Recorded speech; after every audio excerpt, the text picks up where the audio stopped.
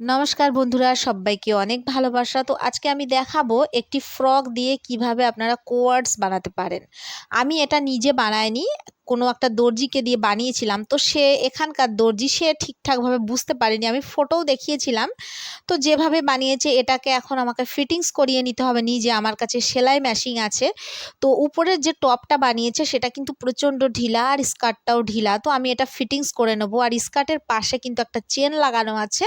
আপাতত টপটা আমি কিন্তু পিছনে সেফটি পিন দিয়ে মেরে হালকা ফিটিংস ভাব দেখিয়ে আপনাদের দেখিয়ে দিলাম। আপনাদের কাছে যদি কোনো লং ফ্রক থাকে, পরতে মন না চায়, তো আপনারা কিন্তু এভাবে কোয়ার্ডস বানিয়ে নিতে পারেন।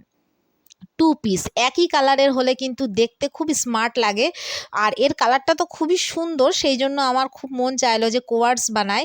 তো কেমন লাগছে এটা দেখতে? আমার তো খুব সুন্দর লাগে। আর এটা পরলে কিন্তু খুব কমফোর্টেবল, খুব হালকা হালকা ভাব মনে হয়। আমি সামান্যই ফিটিংস করব, এটাকে বেশি ফিটিংস কিন্তু আমি করব না। তো উনি গলাটাও ভালো করে করতে পারেনি, গলাটা গোলই ছিল। উনি আবার সাইড দিয়ে ছোট কলার বসিয়ে ফেলেছে। তো গলাটা এখন বন্ধ করলে কিন্তু ঝুলে আসছে, তো সেই জন্য আমাকে খুলেই রাখতে হয়েছে। তো আজকে আমার এই ছোট্ট ভিডিওটা আপনাদের কেমন লাগলো? আমার চ্যানেলটি কিন্তু সাবস্ক্রাইব করবেন। ধন্যবাদ সবাই।